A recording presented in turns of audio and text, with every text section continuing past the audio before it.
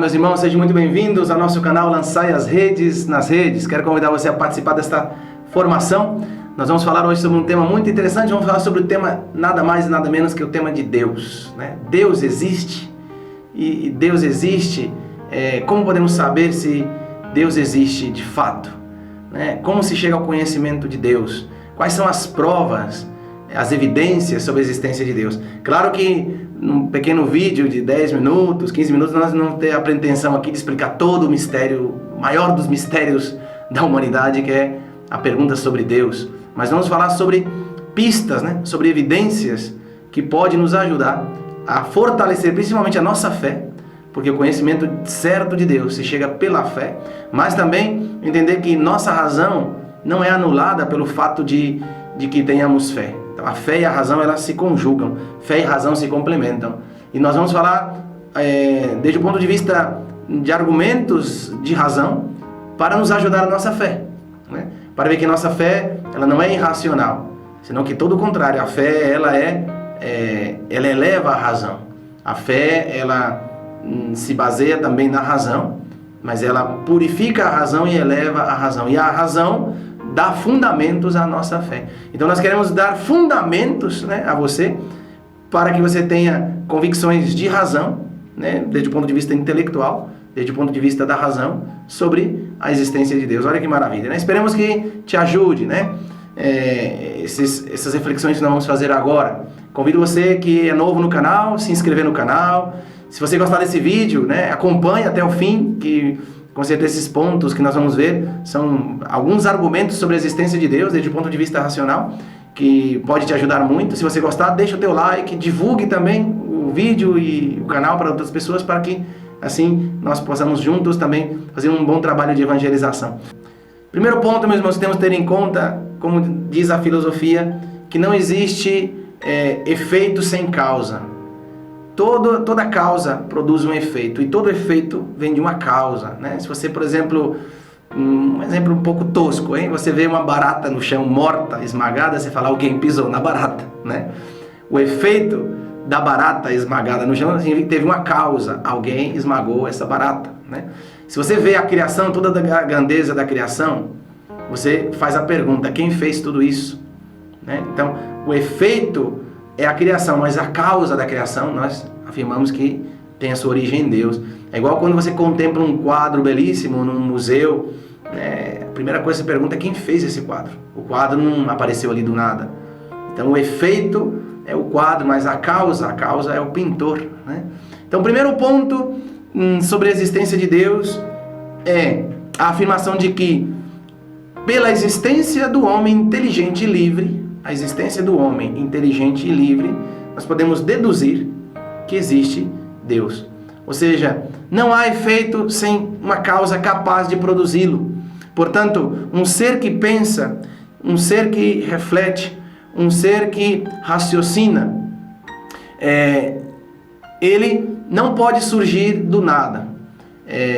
Um ser inteligente, ele deve surgir de uma causa criadora, né? É um fato incontestável que nós não damos a vida a nós mesmos, né? Podemos contar nossas vidas pelos dias, pelos anos que temos. Isso é um fato incontestável, que nós não existimos desde sempre, né? Então, se não existimos desde sempre, a quem devemos nossa existência? Primeiro ponto que podemos afirmar, né? Não devo a minha existência a mim mesmo, né? Porque antes de eu existir, eu não era nada, e do nada, nada provém, né? Primeiro ponto. Segundo ponto, não devo a existência de maneira absoluta, substancial, aos meus pais, no sentido de que se meus pais fossem os criadores de mim, por isso nós falamos que os pais são procriadores, não criadores. Nenhum autor de uma obra, ele realiza uma obra de maneira imperfeita, ou ao menos se ele faz algo, ele sabe repará-la se ela se quebra, ou refazê-la, né, se ela se deteriora. Se eu fico doente, meus pais não conseguem me curar. Se eu chego a falecer, meus pais não podem me devolver a vida. Logo, meus pais não foram os autores né, da minha vida, da minha existência. Eles foram coautores, né? Outro ponto importante: não provenho de nenhum outro ser da criação. Porque se o ser humano é o ser mais elevado da criação, né, está dotado de razão, intelecto, consciência, né? Então todas as outras realidades criadas são inferiores a ele. E é impossível que o de uma realidade inferior, né, produza uma realidade superior, né? Então, nesse sentido, não devemos nossa existência a nenhuma realidade deste mundo criado, porque estamos por em cima de toda essa realidade. Somos seres mais importantes da criação, o ser humano, né? Então, o primeiro ponto que evidencia a existência de um ser criador, né? Nossa própria existência. Tem até uma piada que o povo coloca por aí que eu acho engraçado: você se diz ateu, mas vive no mundo que Deus que criou, né? Então, hipocrisia, né? Então, brincadeira à parte, né? Segundo ponto, né, para provar a existência de um ser criador: pela existência da lei moral. Pela existência da lei moral. Existe, com efeito, meus irmãos, uma lei moral, uma lei natural, absoluta, universal, imutável, também que se dá em todos os seres humanos, em todos os tempos, em todas as culturas, que rege o seguinte: evite o mal e faça o bem. Que proíbe você fazer o mal, né, e que nos exorta a fazermos o bem. E isso, essa consciência de que devo fazer o bem e evitar o mal, está em todos os seres humanos. Quem obedece essa lei moral, a sua consciência, sente satisfação do dever cumprido.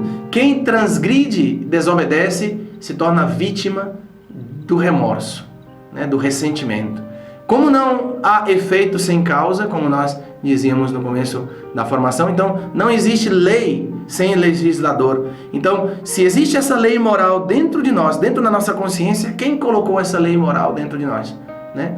Essa lei moral só pode provir de um legislador, ao qual chamamos Deus, né? Portanto, Ele é o legislador que nos impõe o dever de praticar o bem e evitar o mal. E essa lei rege a consciência de todos os seres humanos. Nós podemos distinguir 3 pontos principais dessa lei. Primeiro, que existe uma diferença essencial entre o bem e o mal. E como sabemos disso? Quando nós padecemos o mal, uma injustiça, nós sabemos muito bem o que é o mal. Assim também quando nós fazemos o mal aos outros.